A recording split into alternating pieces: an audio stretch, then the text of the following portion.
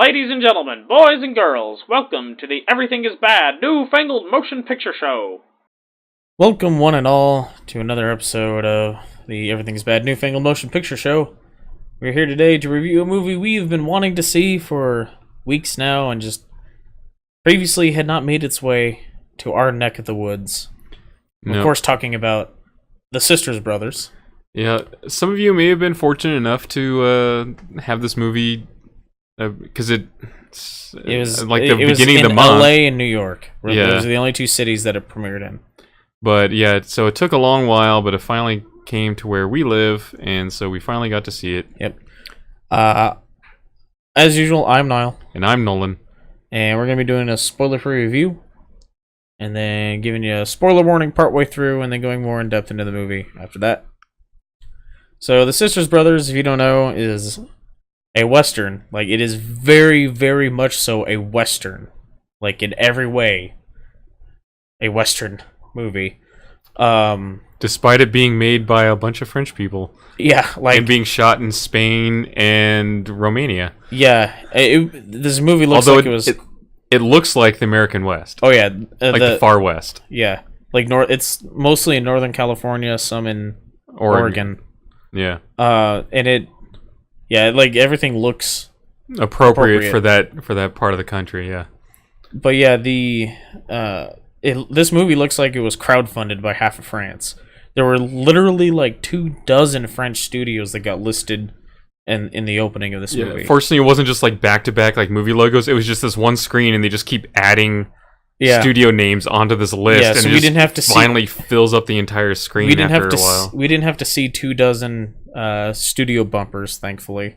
Yeah, it was a whole bunch of French. There's like one or two non-French, like American maybe, but it was a whole bunch of French companies. A whole lot of French companies involved in this. So, I mean, the director is named Jacques Audiard.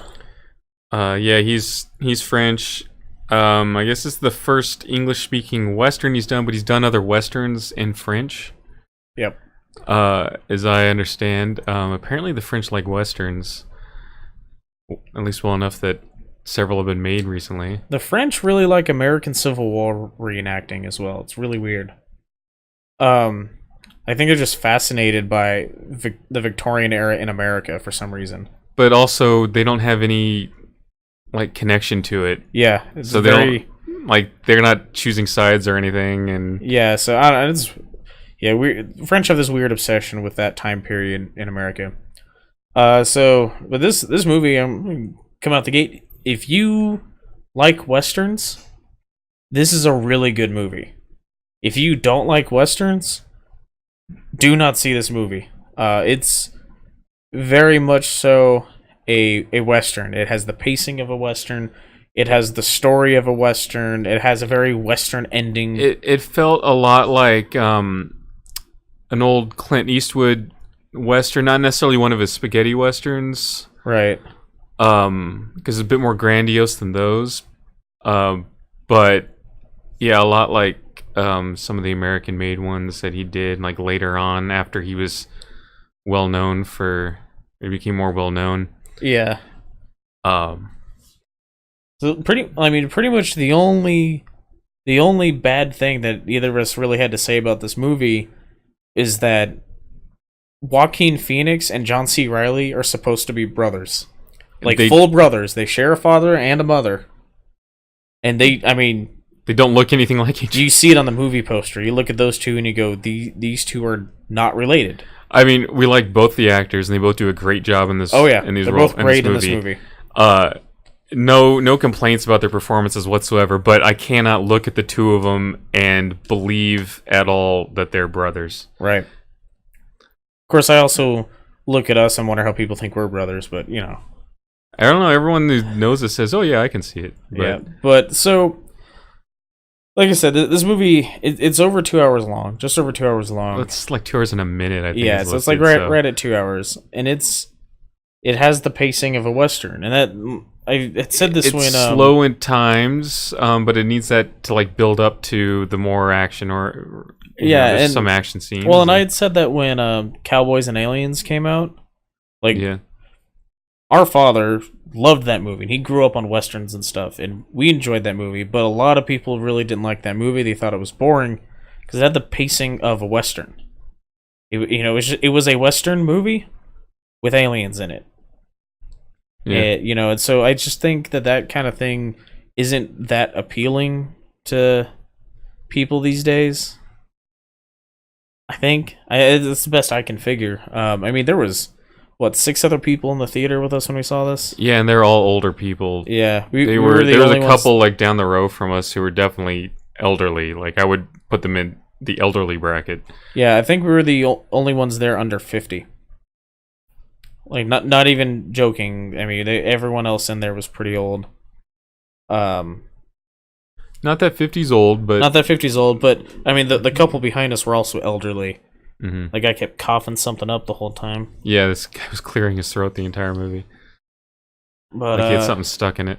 Yeah, I mean this movie, it's a classic sort of western story. The sisters brothers are brothers, and they're working for this unscrupulous sort of businessman. And this is the 1850s. They're fixers for him, basically. Anyone he needs killed or anyone he needs to have money squeezed out of or whatever. Or roughed up for any reason, that's what they do. Yeah. And their last name is Sisters. That's why they're the Sisters Brothers. Right. This is a clever name for a movie. Yeah. So it's about them trying to they're assigned this job to go get this guy who has something. I don't know if I think it might be kind of spoilery to say what he has that their employer wants. He has something their employer wants. And so they're sent to go basically extract and or kill this guy for it. Meanwhile, Jake Gyllenhaal... He's played by Riz Ahmed. Yeah, the guy thereafter is played by Riz Ahmed. Meanwhile, Jake Gyllenhaal's character, John Morris, was tracking the guy down and leaving... He also works for works for this guy. But he's just a tracker. He doesn't do the real dirty work. So he's tracking him, Riz Ahmed, for the brothers. Right, and he's leaving letters in the towns for the brothers, so they know, how much they're gaining on him and where he's going, and all that.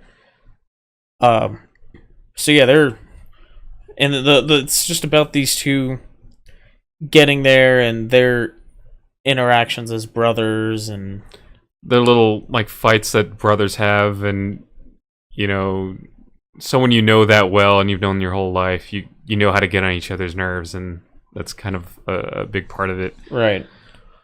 Acting wise, these two acted like brothers. I can attest to that.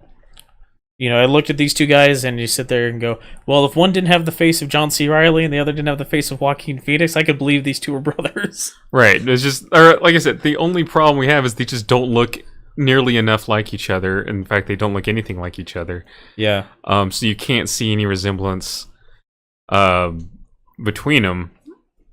Yeah, so another thing I really liked about this movie is how much they stayed pretty period correct through the whole thing. This is pre-Civil War. This is pre-Civil War. This is the early 1850s, like 1850 or 1851. So it's still during the California Gold Rush. And which is a big part of the plot, right? That's a big part of the plot, and the gunfights and the guns they use and everything. I really appreciated because pretty much everyone's using single action cap and ball Colt revolvers, the Colt Army and the Colt Navy, and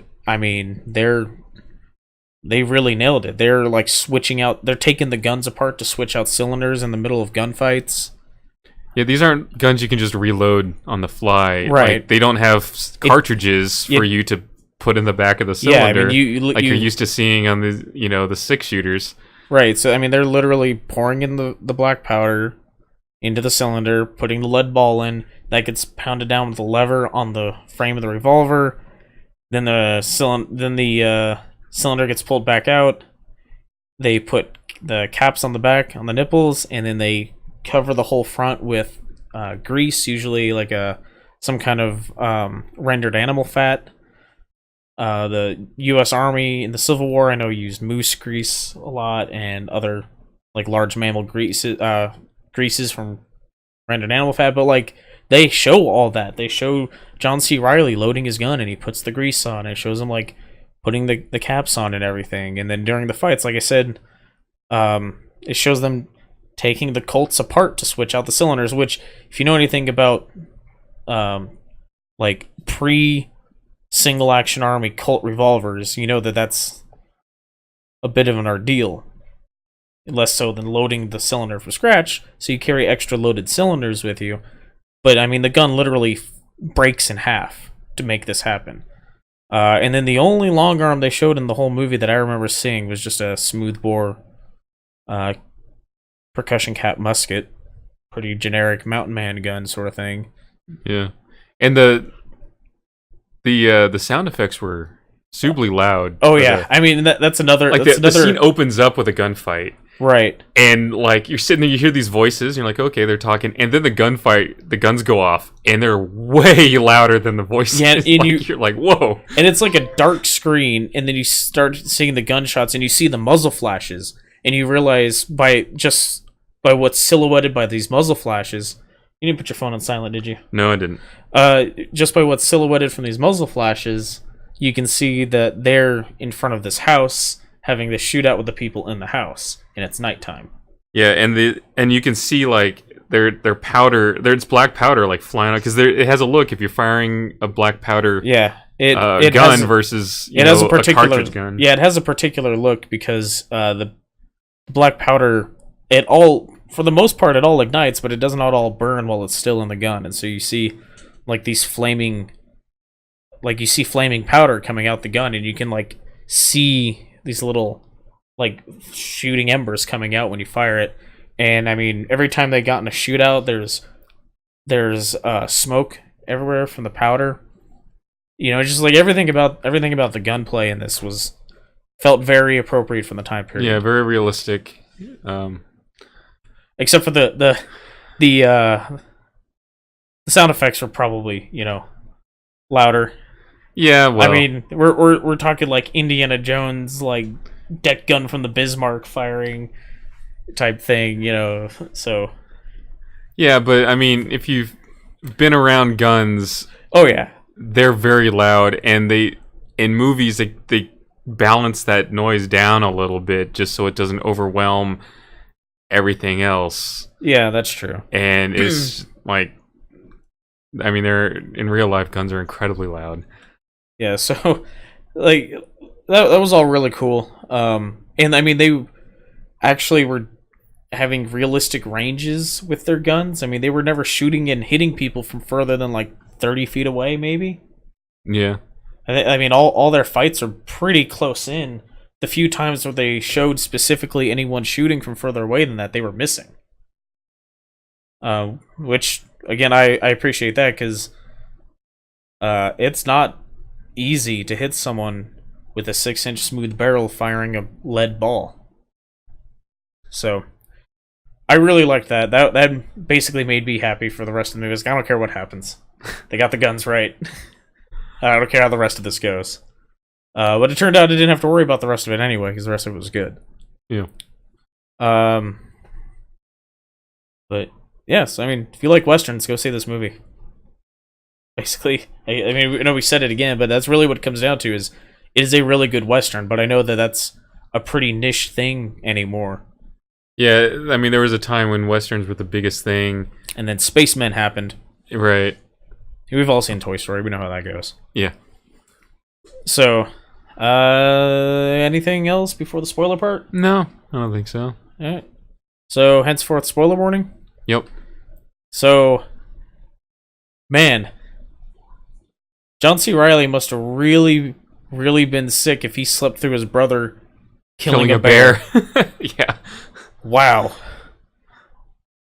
So, at one point during their travels, they camped. And I mean, it was just a black bear, but still. They camp for the night, and the spider crawls in John C. Reilly's mouth, and it bites him on the inside of his mouth before he like chews on it in the middle of the night or something. And so his face is all swollen up. He's vomiting. He's got the shakes. He's got the shakes. He's shivering, and so they stop for the next night, and he's asleep, and he wakes up in the morning, and his brother's Joaquin Phoenix is sitting there eating breakfast, and he's like looks around, and he's like, "What's going on?" He's like, "Oh man, this bear came in the middle of the night, and it attacked one of the horses, and the horse's face is all nasty and messed up, but it's still alive, and then the horse is screaming as well woke up Joaquin Phoenix, and he comes out and killed the bear, and there's like this dead bear lying there in the middle of the camp." Yeah, this is black bear. No, I mean, still a pretty impressive feat. I mean, if you managed, he must have come up on it and shot it in the face with the revolver several times. Yeah, it is weird. I mean, that alone should have woken someone up. Yeah, but he was feverish and all that. Yeah. So I mean, I wonder. It seems weird that a bear would attack a horse, though, right?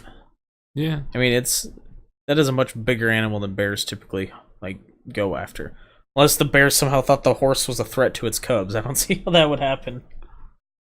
But whatever. But I mean, hell, you're out in the mountains, you kill a bear, and no one died in the process. That's pretty good, because I mean, you can eat that fucking bear.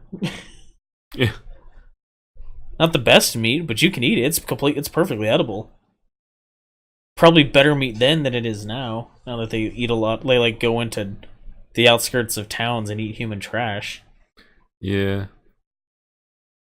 Or go to campsites, steal picnic baskets. This character Riz Ahmed plays, he's a chemist, and he invents this formula that when you pour it in water, it makes gold glow. So yeah, they so pour, at night, the idea is you pour it into a section of this river at night.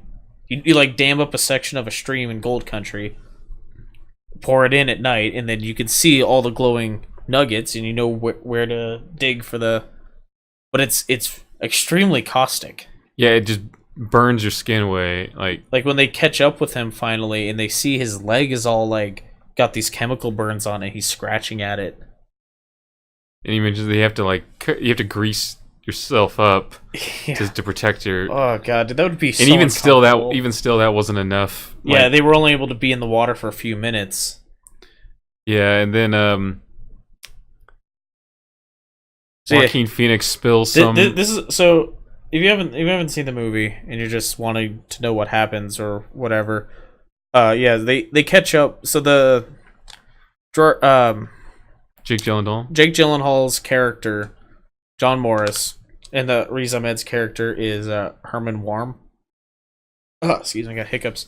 So, Gyllenhaal meets Warm and sort of gets him to befriend him, and the idea being that he can basically slow their travel. He can get them stuck in a location long enough for the Sisters Brothers to show up and shake him up for the formula for this gold glow chemical. Right. And he ends up taking a liking to the guy. He becomes friends, and they make a deal to go in business together, and so they get a land claim. Yeah, and harvest a bunch of gold. The Sisters Brothers show up, and get ambushed by these two. Yeah, these two realize that the Sisters Brothers are caught up with them, and they ambush them and capture him. So they're like, "Oh no, we don't work for the Commodore." Is the guy that he's just known as the Commodore, the unscrupulous businessman, played by Roy Batty. Rutger Hauer. Rutger Hauer. And so they decide, well, if we can get some of this gold, we can go and live whatever life we want to, too. I've seen things you cowboys wouldn't believe. Anyway, so they decide, all right, we'll work with them, and they for half the gold that they pull out of the river. And these two have already pulled a bunch of gold out of the river, as I understand, but they're going back for one last trial at it to get some more. And so they're doing it. Well, they move. Oh yeah, they move. Right. So they're trying to. They're going again. Just finished the area of the stream they were in. Yeah. So they're getting more gold, and so they offer the Sisters Brothers half of whatever they pull out of the river that night.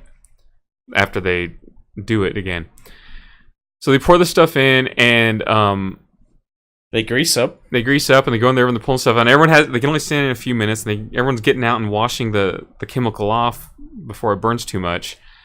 But Joaquin Phoenix, He's staying a little longer than the others. Charlie is the character's name. He's staying a little longer than the others, and he notices that the chemical's wearing off, like the gold's starting to not glow anymore. So he goes to get more of the chemical to pour it in, and he spills it all over himself, and then all over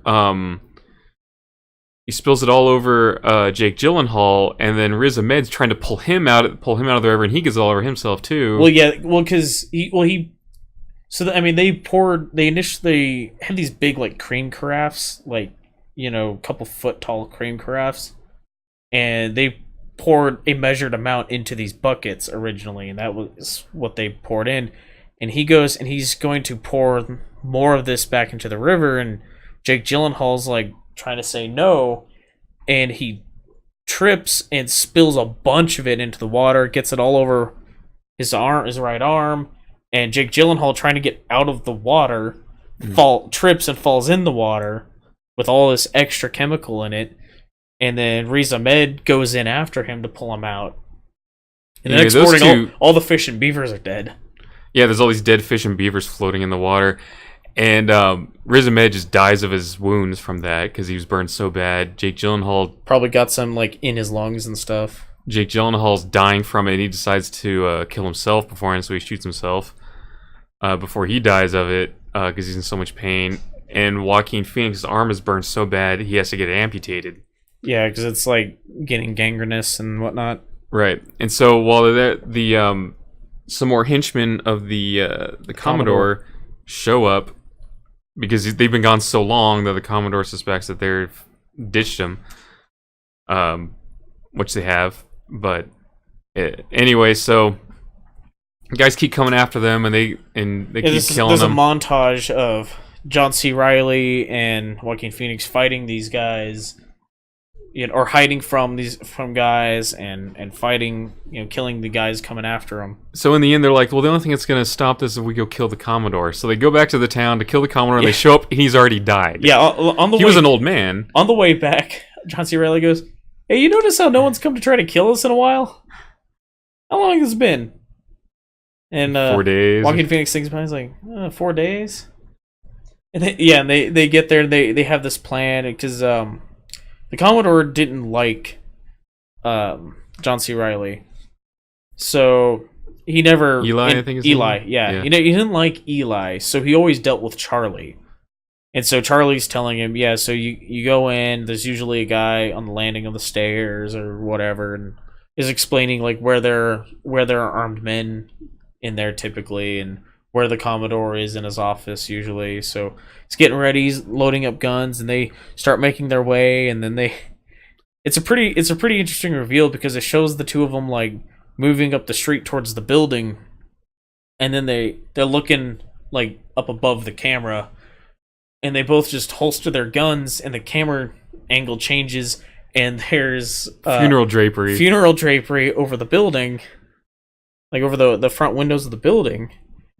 Yeah, and then they go in, and there's a viewing for him. Yeah, he's dead, and there's like the two, like the Undertaker stuff, and they're like looking at him like, huh, you must be disappointed. Like, you must... Yeah, Charlie says, well, you must be disappointed, huh? He's like, yeah, a little bit. And then like the Undertaker or whoever says, well, gentlemen, I think you're the only ones who are going to show up. Should we just close the casket? And they say, yeah, and as they're lifting it up, Eli goes, wait a minute. And he goes over and he punches him in the face in the casket. So just had to be sure. Yeah, that was a pretty amusing scene.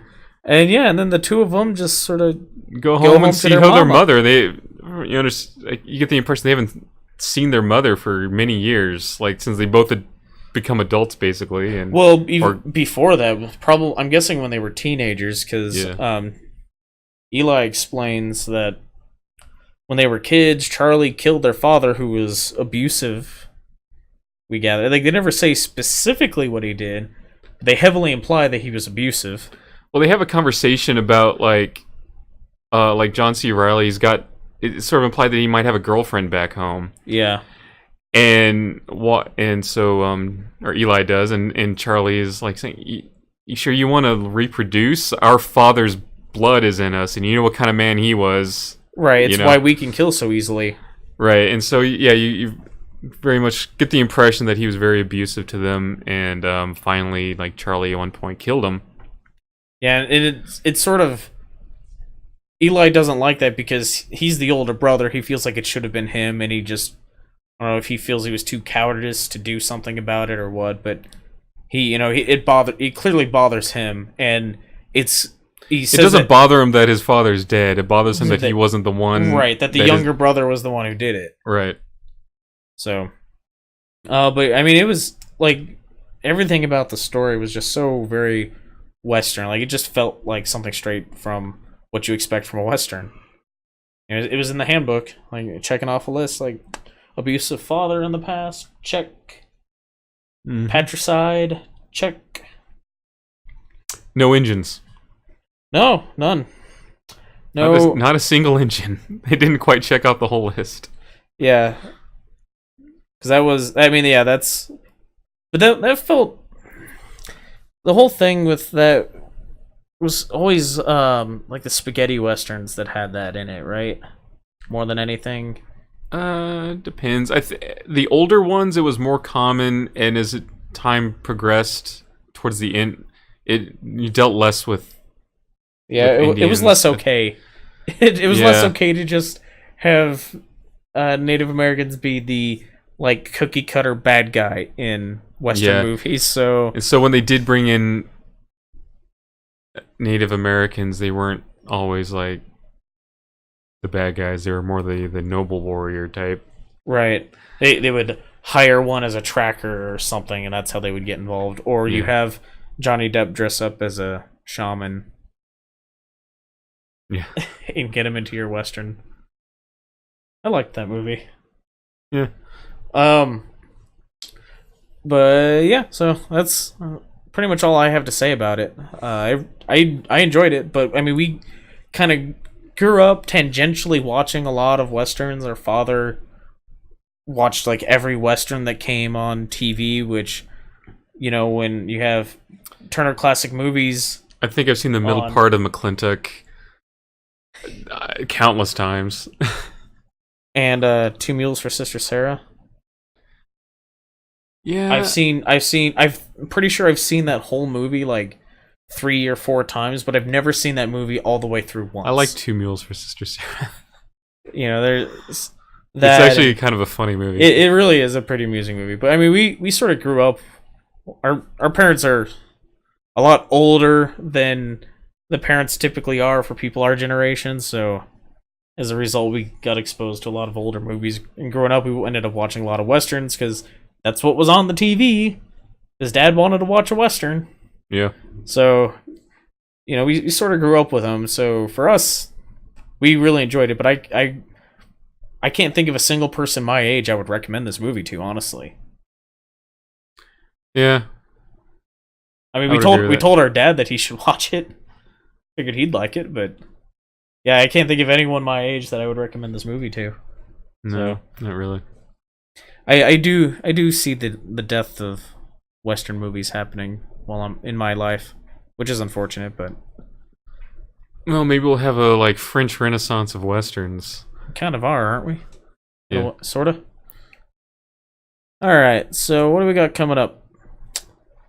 Man, there's Hunt to Killer.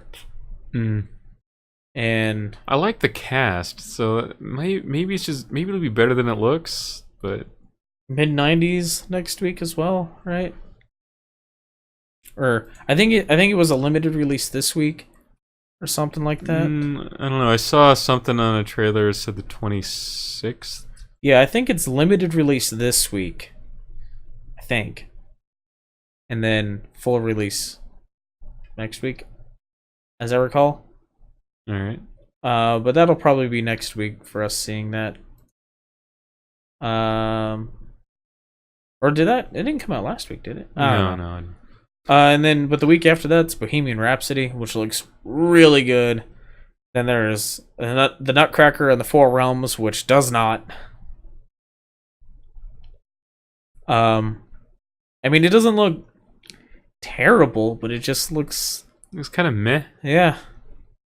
And then Overlord and The Girl in the Spider's Web.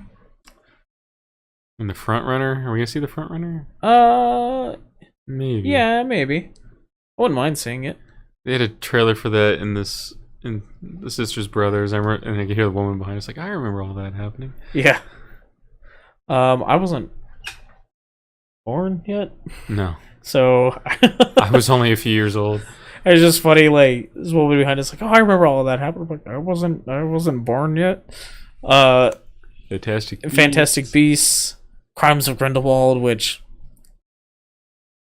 doesn't, I don't know, man. I'm honestly not excited about it in the least. Like I'm gonna go see it because it's another Harry Potter movie. And I liked Fantastic Beasts and Where to Find Them better than all the other Harry Potter movies. Yeah, I really liked that. I liked that movie until Johnny Depp came in. Yeah, I would have rather just Grindelwald just stayed as Colin Farrell. Yeah. Yeah. Having the and now. Oh, they should have swapped him. They should have had Johnny Depp be right, and then he changes into Colin Farrell. But it was like, and now Johnny Depp. Yeah. It's TV's Johnny Depp. Ralph Breaks the Internet. Then yeah, Creed which 2. Is another movie that I'm gonna see because it is what it is. But I'm not excited about Ralph Breaks the Internet, not Creed 2. But I'm gonna see it because it is what it is. But I'm just not at all excited to see it. Creed 2, I'm gonna be upset if Drago does not go. I will break you. Just bump the mic. Robin Hood, which looks pretty cool. I mean, it looks like if you took the legend, that last King Arthur movie, and bumped it forward in the timeline enough so that it's now the time of Robin Hood, and then made a Robin Hood movie set in that universe. Yeah, it just makes me think of that. And the Green Book looks good. Yeah, that looks like some serious Oscar bait. It's got Viggo Mortensen and what's his name who played Cottonmouth from Luke Cage in the first season of Luke Cage. That's 4 movies that weekend, man. Yeah. Ugh, I don't.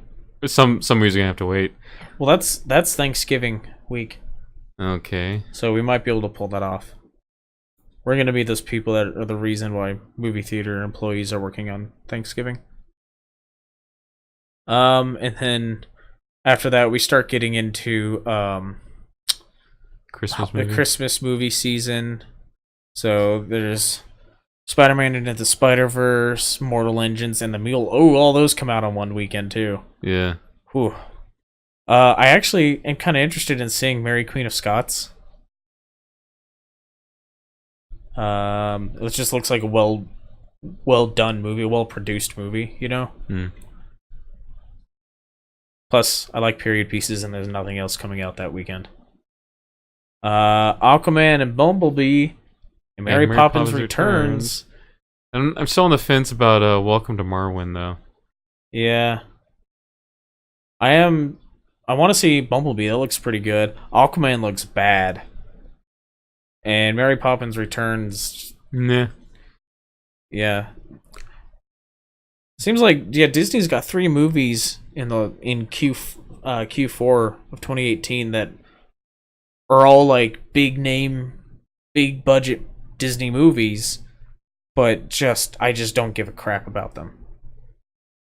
Yeah, I'm gonna go see it because it's Disney, and we kind of have to take our mom to see them because it's Disney. But I'm not at all looking forward to it. Watson and Holmes looks bad. Holmes and Watson, I mean, looks Holmes bad. and Watson looks terrible. Vice might be good. Yeah, Vice. I'm definitely interested in Vice. I mean, you look at Christian Bale in that movie, and it doesn't look like Christian Bale. No, it absolutely doesn't. He completely changed. He looks like Dick Cheney. Yeah. And then, but then also I'm a big fan of Sam Rockwell. Yeah. Yeah, so we'll see. That's what we got basically through the end of the year. There was more stuff at one point, but I think a lot of stuff got pushed. Because I remember last time I looked, there was basically something every weekend that we wanted to see through the end of the year. And now I'm looking at, there's some weekends that seem real light, and there are things there where I go, oh, I kind of want to see that, and we'll probably go see that because it's the only thing out that weekend that I have any interest in. So I think a bunch of stuff must have gotten pushed, like Dark Phoenix. Yeah. Although that was never in December, I don't think, was it? No. I don't remember. But anyway, so that's what we got coming up through the end of the year. So if hearing reviews for any of that sounds like something you're interested in, go ahead and subscribe.